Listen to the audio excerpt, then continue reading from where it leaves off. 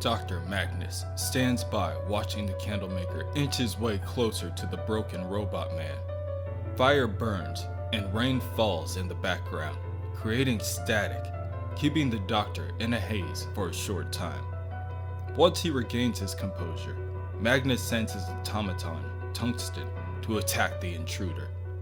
The blue-steeled Tungsten transforms his arms into two hornet-like piercers and strikes the Candlemaker in the shoulder. The Candlemaker counters with an attack of his own as the two begin to clash. Dr. Magnus looks down to Cliff and asks him, "What is happening? What is that thing?"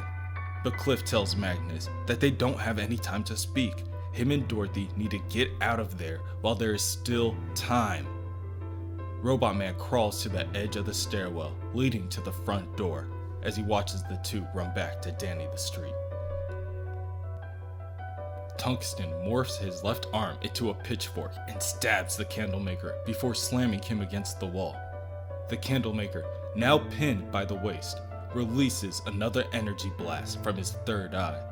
The blast quickly begins to overpower Tungsten, causing the robot to lose its grip upon the creature. Robot Man tries to make his way closer to the stairs, but without legs, he is unable to keep his balance and tumbles down the steps. As Robot Man realizes that Danny the Street is still waiting for him to catch up, Robot Man reprimands it. What is it waiting for? It is time to go.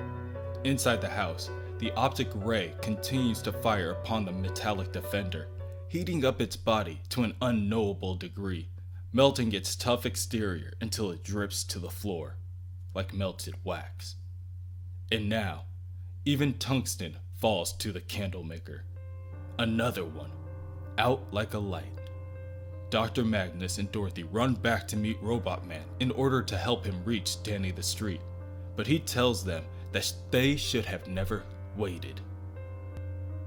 Dr. Magnus tries to console Robot Man by reminding him that they have Tungsten defending them, but he is caught short by the sight of the Candlemaker. The two believe they are just barely able to get Robot Man across to Danny the Street in time. However, as Danny teleports the team to the footsteps of the Doom Patrol headquarters, they realize that the Candlemaker is closer than it appears. The Candlemaker slowly strolls through Danny the Street, leaving havoc in its wake. The three heroes are able to make it off the street just in time for Danny to try to save them all.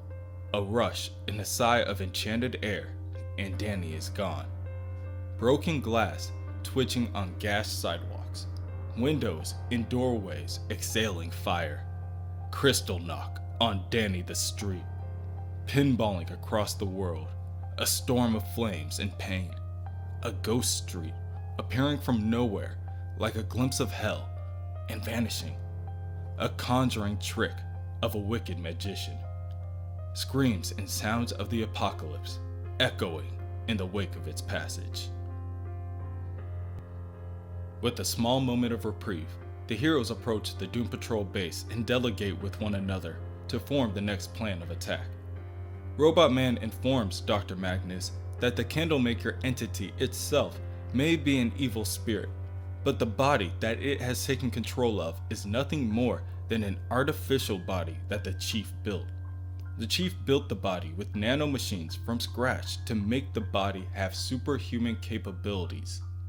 As far as its goals, all Cliff knows is that the Candlemaker wants to destroy the world, which led Cliff to Dr. Magnus. Dr. Magnus is the only person that Cliff knows who could reprogram those nanomachines to disassemble the body they made. Magnus pulls out his pipe and begins to ponder. Nanomachines? Technology like that could be more than decades away. Nevertheless, he tells Robot Man that he will do what he can, but he will need some time. He leaves Cliff and Dorothy for the Professor Calder's lab, and Robot Man looks down at Dorothy and scoffs. Look at the mess they got themselves into this time. On Danny the Street, everything burns. Everything is broken. Everything is dead. Much to the pleasure of the Candlemaker, it can see nothing more. The candles upon its crown roar as, from the wicks, emerge an inglorious flame. It cackles, clawing towards the heavens, its fingers like daggers ripping at the flesh of the sky. Such a bastard, Kipling mutters between puffs of his cigarette. Kipling leans against the wall in order to keep his footing. He's got a surprise just waiting for the Candlemaker. Within the base, Dorothy drags Robot Man's body. At this point, Robot Man is pleading for Dorothy to leave him behind, but she tells him that she won't. She won't leave him. She caused this whole mess and she has to. She needs to do something right. Her confidence is easily shaken when she lays her eyes on the Candlemaker on the other end of the hallway. Robot Man yells for Dorothy to leave him before the Candlemaker kills them both. She needs to make her way to the elevator and warn Magnus that the Candlemaker is coming. Dorothy makes it to the elevator just seconds before the Candlemaker could reach her and begins to aggressively jam on the button, signaling for the elevator to bring her to the subterranean level. The door swings open and Dorothy rushes over to Dr. Magnus, telling him that they are out of time. Magnus, without breaking his concentration, tells Dorothy that he is almost finished. All that is left to do is press the final button. But before the doctor can, the Candlemaker attacks with an optic blast, barely missing Magnus, but destroying the computer monitor as a result. The Candlemaker boasts and tells the team that they cannot beat him. They cannot kill him. And even if they did, the world would just go out, like a candle. The Candlemaker is death. It makes death for everything. It's made. The Candlemaker is cut off by a bullet firing directly through its neck. It looks over and sees Dorothy standing point blank, ready to fire off another round. She demands that the Candlemaker stop all of this, that it stops killing people. The Candlemaker reminds Dorothy that she can't hurt it with bullets. It is foolish of her to even try. The Candlemaker is her death, the death of everything. Suddenly, Robot Man rushes in on Chief's wheelchair, charging forward at the Candlemaker before pressing a button, causing missiles to fire, colliding with the Candlemaker and exploding on impact. With the Candlemaker now staggering, Robot Man uses the small opening to rush over to the computer panel and smashes on the giant red button, activating the program. Unfortunately, the heroes find that it is too late. The embers atop of the Candlemaker continue to roar. The Candlemaker is actively fighting it, Dr. Magnus concludes. He programmed the machines to destroy its cell structure, but the Candlemaker is fighting it. That was their last hope. Now him and Dorothy have no other choice but to run. Dorothy asks about Robot Man, but this time Cliff begs, pleads, and demands, will they just leave him already? They need to save themselves. He isn't even real. Dorothy lowers her head and makes her way out of the lab.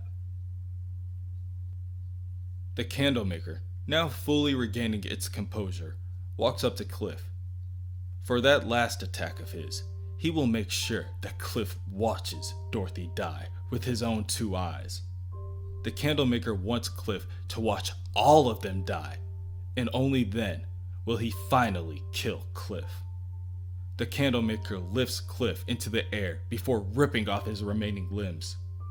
After, it makes its way after Dorothy, firing its optic blast at her feet to its own amusement, seemingly looking to stretch the game of cat and mouse until the bitter end.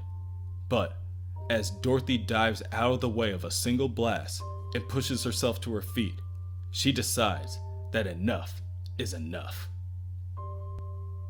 Dorothy stands to her feet and meets the Candlemaker's gaze before telling him to put down Mr. Steele. The Candlemaker laughs and lifts Cliff up higher before her. Doesn't she understand? It made this world itself. It is death, shatterer of worlds. Oppenheimer himself saw the Candlemaker's light, 1,billion candles, the death of all things. Dorothy was nothing more than just a door. Now that the Candlemaker is out, it is all powerful. Dorothy pushes against the chest of the Candlemaker, unable to move it, but determined to prove her point. She tells the Candlemaker that everything it's saying is bullshit. Dorothy tells the Candlemaker that it is nothing more than a cheap special effect, and everyone is sick of it. And Kipling would agree. He refuses to listen to the Candlemaker's utter bullshit for another second. And quite frankly, he doesn't think the Candlemaker will be killing anyone, because he was nice enough to bring it a present. The one-armed man struggles to push a grocery cart with a giant egg that continues to emanate a strange green energy. Kipling has had enough of the Candlemaker's creepy sepulchre voice, and if it really thinks it can kill someone, then Kipling is waiting right there.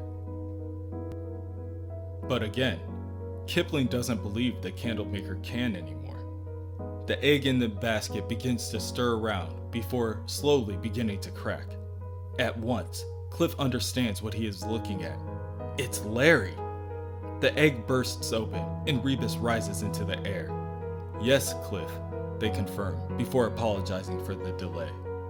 The negative spirit fires towards the Candlemaker and shatters it into an uncountable amount of pieces, each piece slowly fading out of existence. But from there, it is up to Dorothy to make her last wish. The Candlemaker is defeated, but the danger is never over for the Doom Patrol. As Dr. Magnus inspects another computer of Professor Calder's, he finds that the entirety of Calder's nanomachine population did not reside within the Candlemaker. There are thousands, maybe millions more. He tells the Doom Patrol that the nanomachines have an unbreakable programming instructing them to replicate and then enact some sort of catastrophe event, a global disaster. At the moment, the Doom Patrol only has hours left before they are released and swarm the entire planet. And the clock is ticking.